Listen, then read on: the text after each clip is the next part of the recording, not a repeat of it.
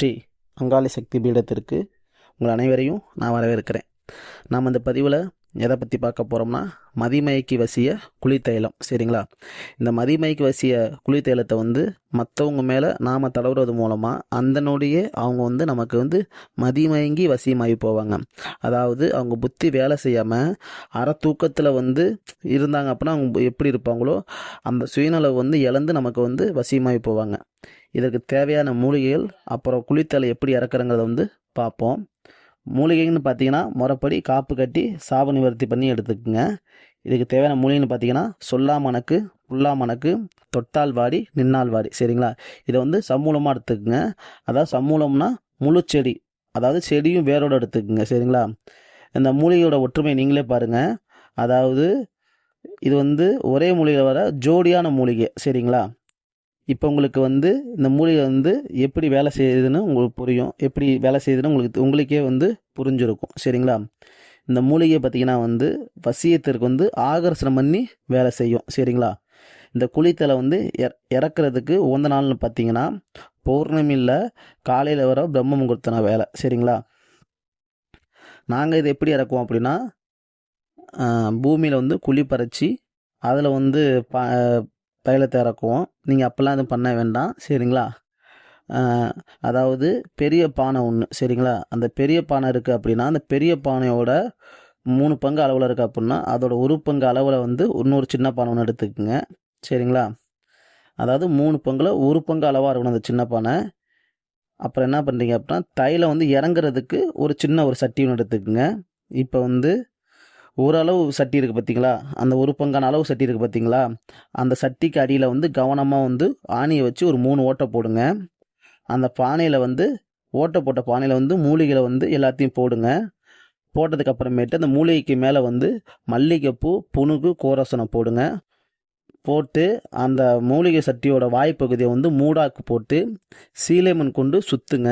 சீலைமண்ணை ஒன்றும் இல்லை, சுத்தமான மெலிஸ் காட்ட துணியில் களிமண்ணை குழப்பி அப்படி சுற்றிலும் கட்டுறது, வாய்ப்பகுதியை கட்டுறது. சரிங்களா? அவ்வளோதான்.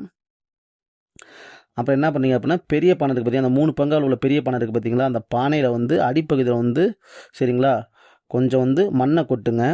கொட்டி அதற்கு உள்ளே தைலம் வடிஞ்சு இறங்குறதுக்கு ஒரு சிறிய பானை வைங்க.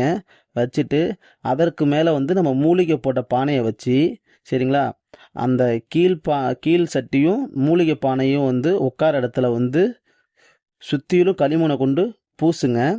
பூசிட்டு இப்போ அந்த மூலிகை பானையை சுற்றிலும் பசுமாட்டோட வரட்டி போடுங்க. போட்டு பானைக்கு ஒரு எலுமிச்சை கனி பலி கொடுத்து ஒரு சிறிய படையல் போட்டு வரட்டியை வச்சு வரட்டியில் கற்பூரை வச்சு நல்லா எரிங்க. 2 மணி நேரம் கழித்து மூலிகைகள் தைலம் சட்டியில் கொஞ்சம் கொஞ்சமாக பொறுமையாக இறங்க ஆரம்பிச்சிடும். ஒரு 6 மணி நேரம் கழித்து எடுத்து பார்த்தீங்க அப்படின்னா முழுசாக தைலம் இறங்கிரும். இதை ஒரு பெரிய செப்புடப்பாலை எடுத்து வச்சுக்குங்க.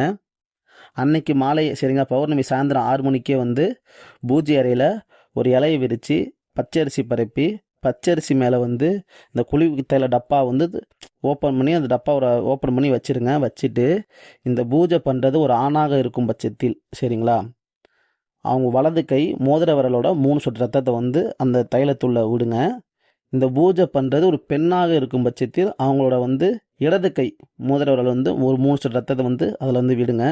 விட்டதுக்கு அப்புறமேட்டு அந்த தைலத்துக்கு ஒரு படையல் போடுங்க. அதாவது சிம்பிளாக தேங்காய், வாழைப்பழம், பழங்கள் வச்சு, இனிப்புகள் கண்டிப்பாக தேன் வச்சாகணும், தேன் வைங்க. வச்சுட்டு சாம்பிராணி சூடம் காமிச்சிட்டு எலுமிச்சை, பூசணி, சரிங்களா, 2மே பலி கொடுங்க. 2 காயோட பலி கொடுங்க. கொடுத்துட்டு நான் கொடுக்குற மந்திரத்தை 50,008 உரு, சரிங்களா, அந்த தைலத்தை பார்த்த மாதிரியே பொறுமையாக உரு கொடுங்க. உரு கொடுத்தீங்க அப்படின்னா வசிய தைலம் முழுவதுமாக பவராக உரு ஏறிடும். அந்த தைலத்தை உங்களுக்கு யார் வசியம் ஆகணுமோ, கணவன் மனைவி, உண்மையான காதலன் காதலி, சரிங்களா, தொல்லை தரும் எதிரி, சரிங்களா, அவங்க மேலே தைலத்தை கொஞ்சமாக தடவி விட்டாவே போதும். அப்போவே, அதாவது அந்த நொடியை உங்களுக்கு உடனே வசியமாகி போயிடுவாங்க. அவங்களுக்கு வேறு எதை பற்றியும் சிந்தனை இருக்காது அவங்க மைண்டில். சரிங்களா? பவராக நல்லா வேலை செய்யும். இன்னமும் அதை இந்த முறை காலங்காலமாக பழக்கத்தில் உள்ள ஒரு கைகண்ட அனுபவ முறை. சரிங்களா? இந்த மதிமைக்கு வசிய குளித்தைலத்தை வந்து சித்தர்கள் வந்து நன்மையான விஷயத்திற்கும் இக்கட்டான சூழ்நிலைக்கும் பயன்படுத்தணும்னு கொடுத்துட்டு போன ஒரு அற்புத ஓலைச்சுவடி குறிப்பு. அதனால் நல்ல விஷயத்திற்கு மட்டும் பயன்படுத்துங்க, தவறான விஷயத்திற்கு பயன்படுத்தாதீங்க. ஏன் சொல்கிறேன் அப்படின்னா அதிகப்படியான கர்மாக்கள் வந்து சேரும். சரிங்களா? அனைவருக்கும் நன்றி. அடுத்த பதிவில் சந்திக்கிறேன். நன்றி, வணக்கம்.